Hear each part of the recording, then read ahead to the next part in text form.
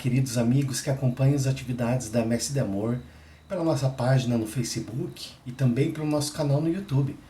Vamos para mais um programa de palestras Noêmia Quadros, o costumeiro programa de palestras da Mestre de Amor dos nossos sábados de manhã.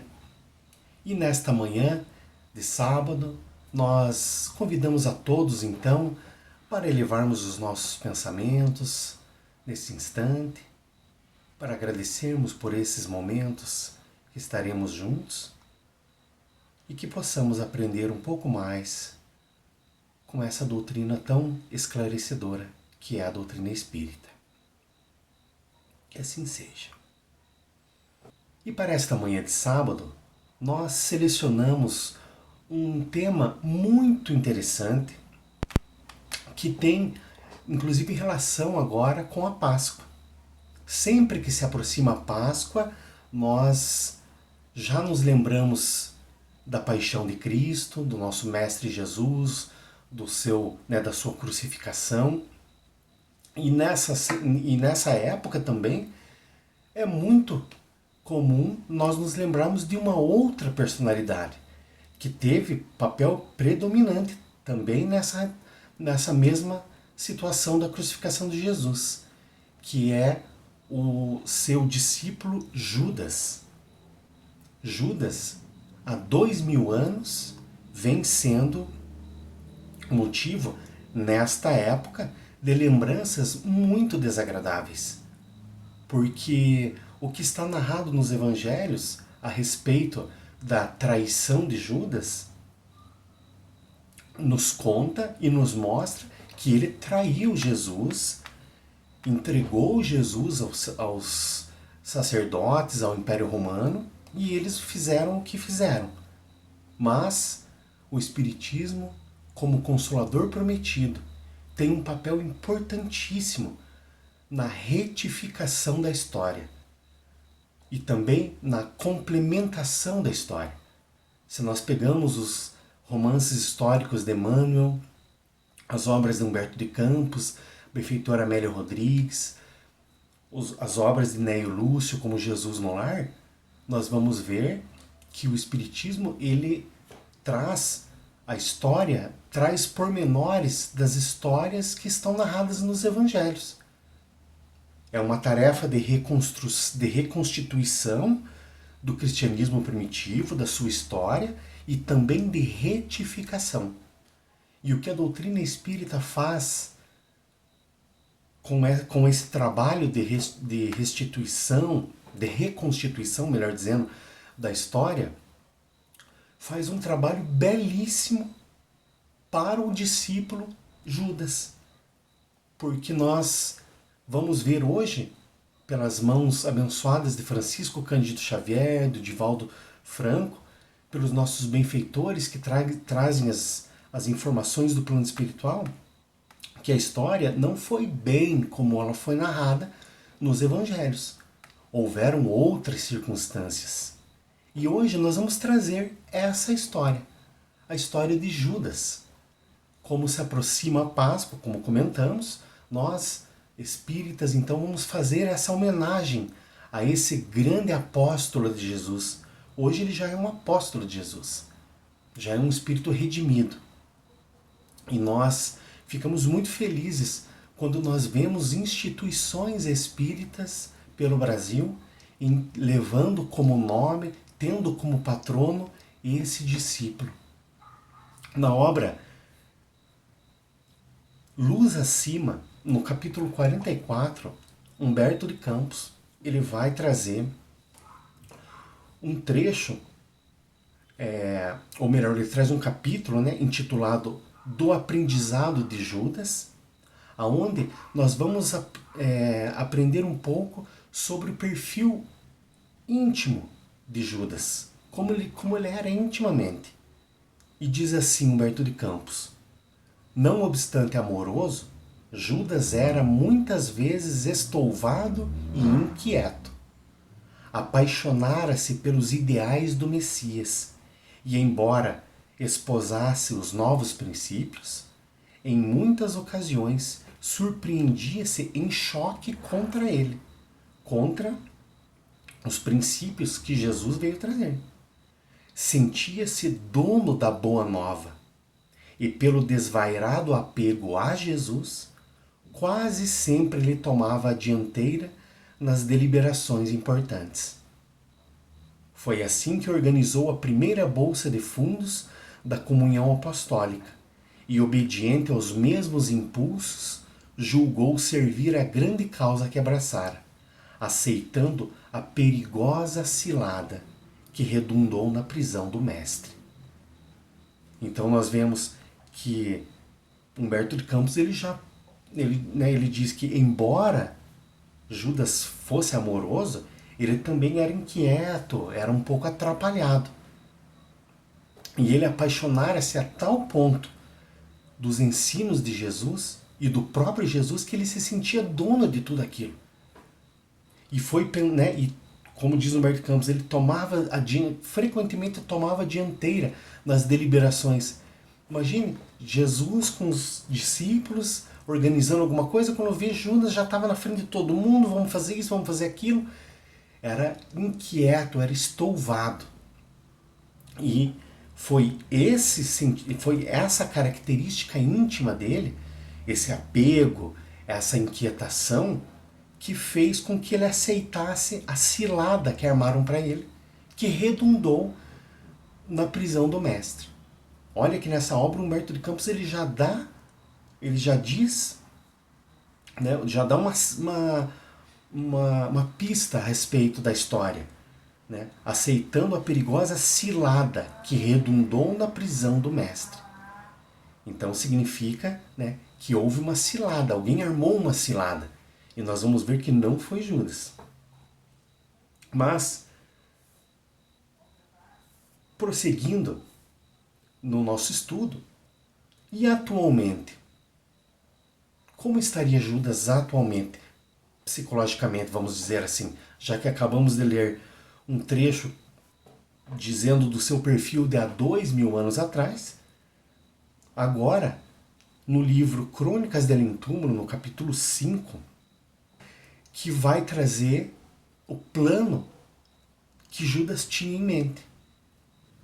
Mas no início dessa mensagem, Humberto de Campos, como que atualizando o perfil de Judas, ele diz assim: entre minhas maldades de pecador e a perfeição de Judas, existia um abismo.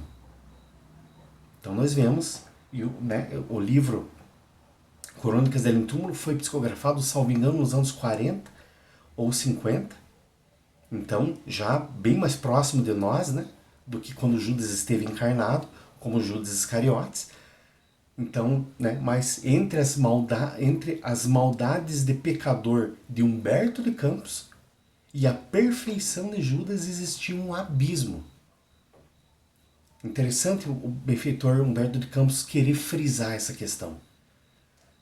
Mas então, agora, ele vai falando do plano de Judas. Porque ele vai dizer que ele estava, né, Humberto de Campos, estava lá em Jerusalém, buscando se harmonizar com a região, porque ele iria iniciar esse trabalho de reconstituição e de retificação da história do cristianismo. Então ele está lá se ambientalizando quando ele vê um homem sentado um pouco distante dele, sentado sobre uma pedra. E ele sente uma simpatia, um magnetismo tão forte vindo daquele homem, que ele pensou: meu Deus, eu vou entrevistar esse homem, porque Humberto de Campos não resistia ao magnetismo e à vontade de ir até esse homem. E ele chega então a esse homem e diz assim: o Senhor é de fato o ex-filho de Iscariotes? Sim, sou Judas, respondeu aquele homem triste, enxugando uma lágrima nas dobras de sua longa túnica. E Humberto de Campos vai direto ao ponto. É uma verdade tudo quanto reza o Novo Testamento a respeito da sua personalidade na tragédia da condenação de Jesus? Olha que interessante e olha que importante a pergunta que ele faz. Né? É verdade tudo quanto reza o Novo Testamento a respeito do que falam de você? Então ele responde assim: em parte, reticências. Os escribas que redigiram os evangelhos não atenderam às circunstâncias e às tricas políticas que, acima dos meus atos, predominaram na nefanda crucificação. Como assim? Olha, a gente já vê que então o que está redigido lá nos evangelhos é uma parte. E ele diz que os escribas que escreveram os evangelhos não atenderam às circunstâncias e às tricas políticas que estavam envolvidas naquela situação. E que predominaram, né? E ele diz assim, e acima dos meus atos, predominaram na nefanda crucificação. Então, a parte de Judas na crucificação de Jesus foi embora tenha sido uma parte fundamental, como nós vamos ver, foi a menor. Mas haviam circunstâncias que predominaram acima dos desejos de Judas. Haviam outros interesses. Pôncio Pilatos, que era o prefeito da Galileia, prefeito da Judéia, e Herodes Antipas, que era o tetrarca da Galileia, né? Além dos interesses individuais deles, porque quando nós estamos falando das tricas políticas que haviam na situação, além dos seus interesses pessoais, ainda eles tinham que satisfazer os interesses dos anciãos judeus, porque os judeus eram os anciãos do templo, os anciões, os sacerdotes do templo, eram quem mantinham o povo na linha. Então o Império Romano também tinha muito interesse em satisfazer os desejos dos anciãos. Porque se os anciãos estivessem satisfeitos, o povo estaria satisfeito de uma certa maneira, né? Olha as tricas políticas, olha quanta coisa ali atrás. Né? Judas diz assim, Humberto de Campos, acima dos corações eu via a política como única arma com a qual Jesus poderia triunfar. Olha, a única arma com que ele, Judas e Jesus poderia triunfar, ele achava que era a política. Mesmo assim, acima dos corações. E olha, neste ano, um ano de eleição no nosso país, interessante a gente pensar sobre isso. Para começar agora essa guerra que existe nas redes sociais, lembrar, olha, Judas acima dos corações via a política como única arma que podia triunfar. E esse foi o engano de Judas. E quando nós nos desesperamos olhando as circunstâncias políticas do nosso país, quando nós vemos a nossa política acima dos nossos corações, nós estamos nos equivocando como Judas. Judas estava equivocado, muito equivocado nesse ponto. Ele achava assim, que com suas teorias, né, Jesus com suas teorias, nunca poderia conquistar as rédeas do poder.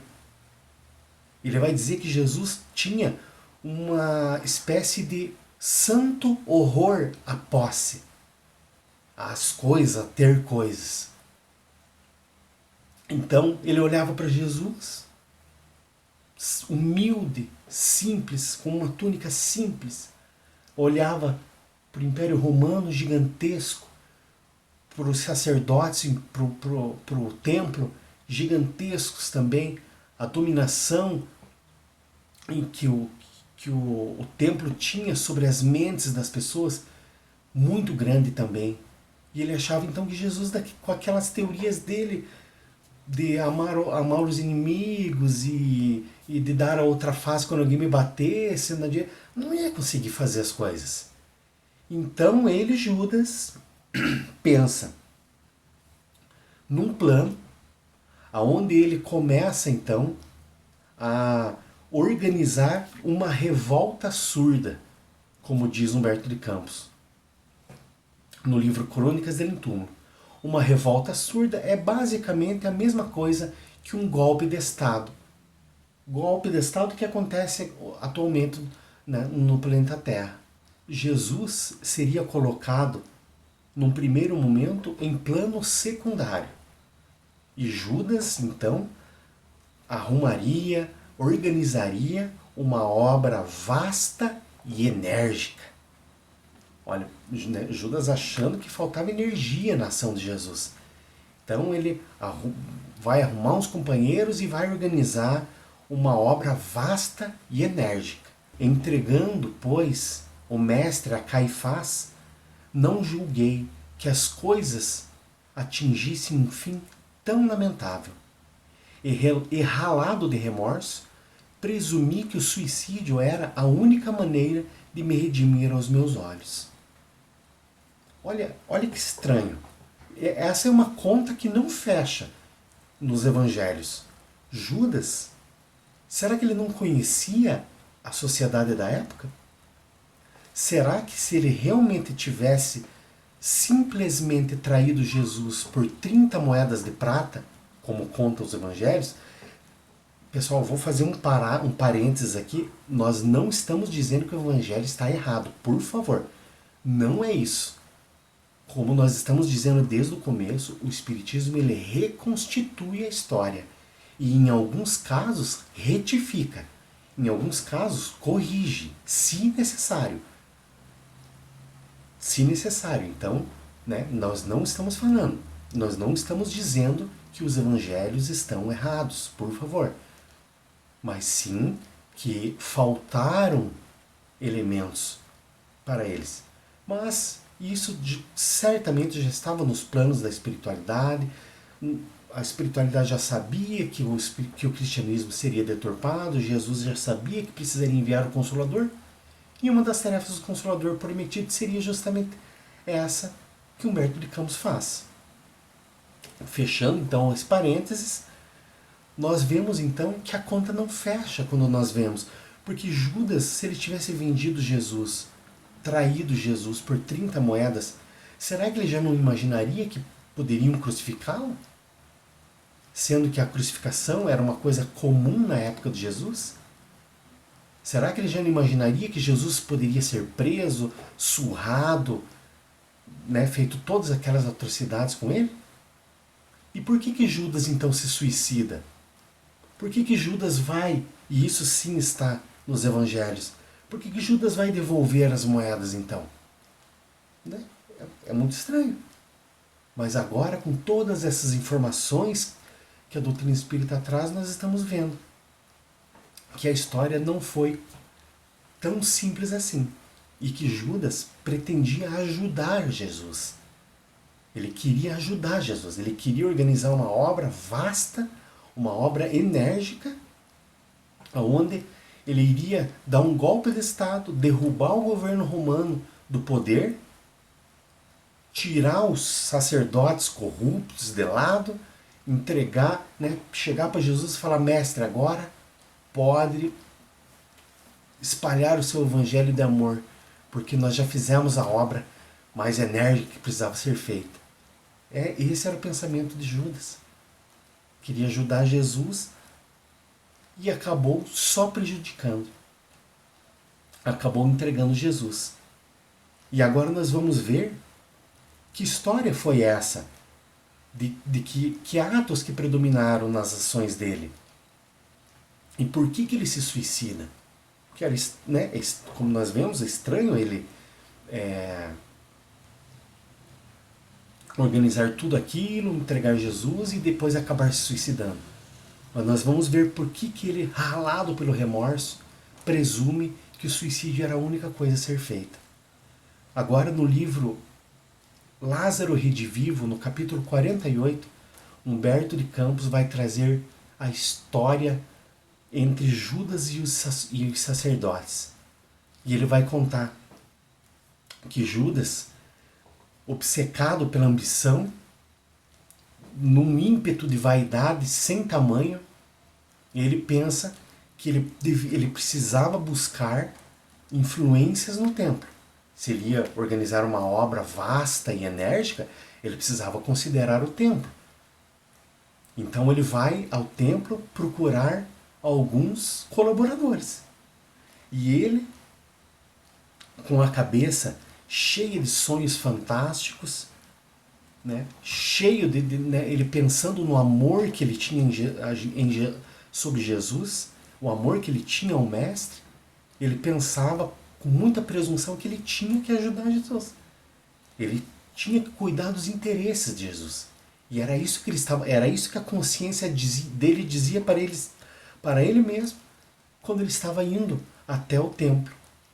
Chegando ao templo, né, quando ele vai, né, atrás dessa influência dos sacerdotes, chegando ao templo, ele vai com esse papo, começa a conversar com os sacerdotes, e os sacerdotes, percebendo nele aquela ambiçãozinha, sentindo aquela vaidade nele, eles bolam o plano deles e enganam Judas. Eles chegam, né? Olha o que Humberto de Campos vai dizer aqui. Né? Depois que ele conversa com os sacerdotes, tem uma primeira conversa, os sacerdotes já percebem o que estava acontecendo, vem uma oportunidade e olha o que eles dizem para Judas. Precisávamos de alguém com bastante coragem para salvar o Messias Nazareno. Os sacerdotes que prenderam Jesus estavam falando isso. Oh, sim, diz Judas contente, compreendo a situação. De fato, prosseguiu o chefe do templo. Olha que ele já foi nas cabeças, né? Ele já foi procurar uma influência lá com o chefe do templo. De fato, prosseguiu o chefe do templo, necessitamos de um rei que nos restaure a liberdade política. E em boa hora, os galileus nos oferecem tal oportunidade. Olha como são ardilosos os sacerdotes do templo, envolvendo Judas com essa historinha. Aliás, tenho muito prazer em tratar com a sua pessoa, homem providencial na realização, que não perde tempo com palavras ociosas. Começam a encher a bola de Judas, né? Para que ele fosse caindo cada vez mais como, diz, né, a linguagem popular, caindo como um patinho na cilada que estavam armando. Creia, porém, que o seu gesto, o gesto de Judas, anuindo aos nossos propósitos, apressará a vitória do Messias. É tempo de libertação, e certo, Jesus é o Rei que Jeová nos envia. E Humberto de Campos diz assim: Judas não cabia em si mesmo tal o contentamento que lhe tomava o coração. Preocupado, no entanto, com a situação do profeta, a quem tanto devia, perguntou humilde: e o mestre? E o nosso mestre? Porque Judas amava Jesus, amava a Boa Nova. Então Caifás diz assim, Humberto de Campos diz assim: dissimulou Caifás os sentimentos sinistros que lhe vagavam na alma e respondeu em voz quase doce. Olha, Caifás dissimulou os sentimentos sinistros e diz em voz quase doce: compreenderá, certamente, a necessidade de medidas aparentemente rigorosas.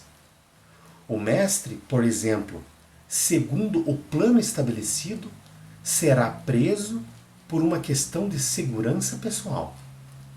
Será detido a fim de que se coloque a salvo de qualquer incidente desagradável. Enquanto nos valemos de grande aglomeração de patriotas na cidade para proclamar nossa independência. Olha, gente, o plano era dos sacerdotes. Esse plano de prender, que Judas conta lá no livro Crônicas de Além Túmulo, que nós lemos há pouco, não era nem dele. sequer era dele. O plano era um dos sacerdotes.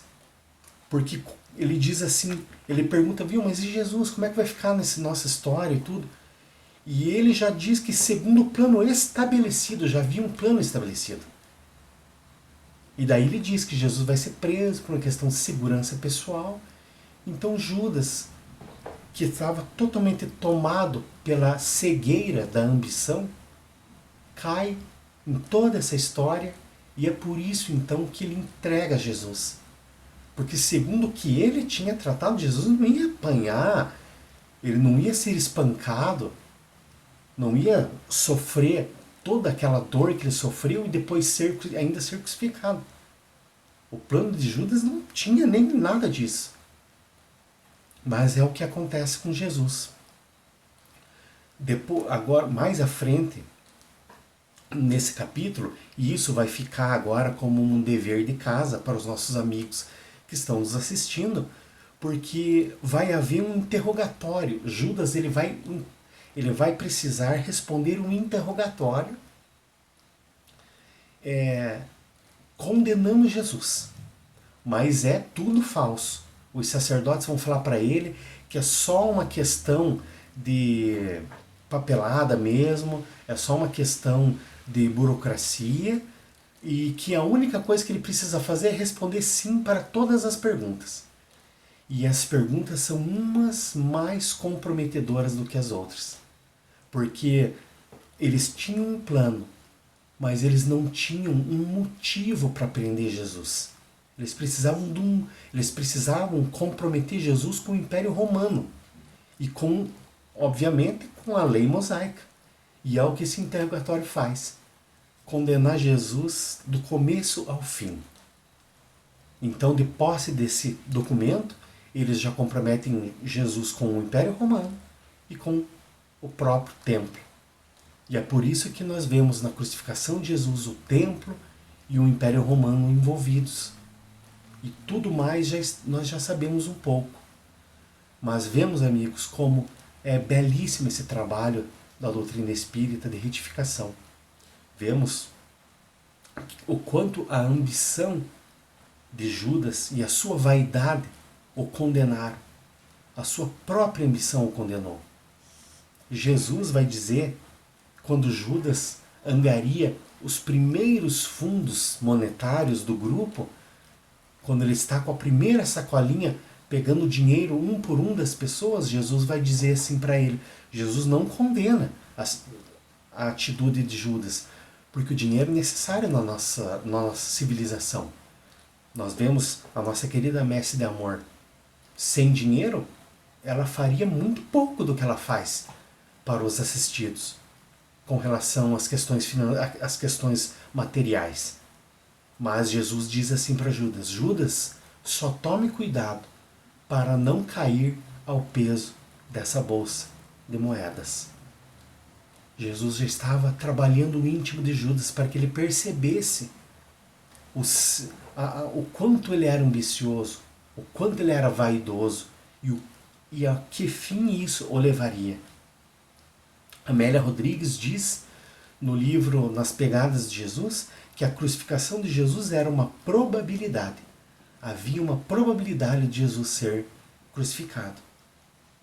Mas tudo se consuma porque as personagens ali envolvidas, a principal delas, nesse caso, que era Judas, infelizmente não atenta para os sinais que Jesus mandava para ele desde o começo, não atende para esse chamado de Jesus e deixa ser tomado pela sua vaidade, pela sua ambição, e vai ao templo, compromete Jesus com o templo, com os romanos. Jesus é crucificado. E Amélia Rodrigues, na obra Trigo de Deus, que vai dizer que quando Judas vê que Jesus estava preso e estava sendo espancado, ele fica desesperado. Ele fala: viu, mas o que é isso? E ele então corre lá, devolver o dinheiro, fala: viu, o que vocês fizeram? Por que Jesus está sendo espancado na prisão? Joga o dinheiro, fala: não quero esse dinheiro. Esse dinheiro é sujo, nesse dinheiro tem sangue do meu mestre que eu amo. Joga o dinheiro para eles e é aí que eles dizem, viu, meu amigo? Eles dão uma grande gargalhada e falam, viu, isso aí é contigo. Isso aí é com você. Se você queria fazer alguma coisa e acabou comprometendo o seu mestre, isso é problema seu. Então Judas, desesperado, sai correndo do templo. Quando ele, e diga-se de passagem, ele obviamente é um dos apóstolos que foge quando começam as perseguições, quando começam todo aquele burburinho, né, lá em Jerusalém. Então ele procura um local onde ele pudesse ver o que estava acontecendo com Jesus. Ele já estava sabendo que Jesus estava indo para algum lugar, carregando uma cruz. Então ele vai até um lugar onde ele tinha uma vista privilegiada, vai dizer Amélia Rodrigues, uma visão privilegiada da crucificação. Que era um local, né, que era conhecido Campo de Sangue, esse local, que era um local de sacrifícios. E Judas vai lá, e quando Judas vê eles levantarem a cruz, e ele vê Jesus pregado na cruz, é nesse momento que ele presume que só o suicídio era a saída para ele. Porque ele é tomado de um desespero inimaginável naquele momento. Então é ali, naquele próprio local, que ele se suicida, que ele se enforca. Ele pega ali uma corda que eram levados os animais para fazer o sacrifício, pega uma corda que estava por ali, enrola no seu pescoço e se enforca. Acaba morrendo enforcado. Essa história que é muito triste do discípulo Judas, mas que quando nós vimos, a doutrina espírita reconstitui toda essa história, traz a verdade dos fatos, retifica o que aconteceu e tira um pouco do peso das costas desse discípulo de Jesus, que já está redimido, mas que até hoje se sente muito triste quando chega essa época. Humberto de Campos vai dizer isso no Crônicas dele em Túmulo, que Humberto de Campos, Judas, sempre na época da crucificação, ele gosta de voltar para aquele tempo, para aquela região, e ele fica lá relembrando tudo que ele fez, ele fica relembrando tudo que se passou com ele depois, ele fica vendo que as pessoas ainda continuam vendendo Jesus. E hoje é pior, porque hoje é dentro dos nossos templos que Jesus está sendo vendido. Ele vai dizer que ele fica muito triste quando ele vê que nós ainda não entendemos muito bem o que Jesus vem fazer aqui. E ainda somos muito ligados à matéria, muito ligado às questões transitórias. E ele é um homem, como diz o próprio livro, né, um homem triste quando vai para aquela região. Porque ele fica se lembrando do que aconteceu, ele vê que ainda vamos ter muita coisa ainda vai acontecer conosco para que nós possamos entender. Mas, meus amigos, vale a pena ir lá na obra Lázaro Redivivo, no capítulo 48, e ver esse interrogatório na íntegra, porque não vai dar tempo de nós lermos ele agora, e vê-lo na íntegra, vale muito a pena. É muito bonito esse trabalho que o Espiritismo faz a respeito do cristianismo primitivo, a respeito de tudo isso. E hoje nós queríamos mostrar isso, a história desse discípulo enganado, desse discípulo que se deixou cegar pela ambição. Que nós possamos aprender com a lição dele, possamos aplicar algumas coisas na nossa própria vida, para que nós não nos equivoquemos como ele. Porque a ambição é como a catarata, ela vai cegando aos poucos, não cega repentinamente. Mas, meus amigos, por hoje era isso que nós tínhamos para trazer para vocês. Esperamos que tenham gostado. E na próxima no próximo sábado, nós estaremos novamente. Nós, a Messe de Amor, estará aqui novamente com o programa Noêmia de Quadros, trazendo um pouco de reflexão à luz da doutrina espírita e do Evangelho de Jesus. Um bom sábado a todos e uma ótima semana.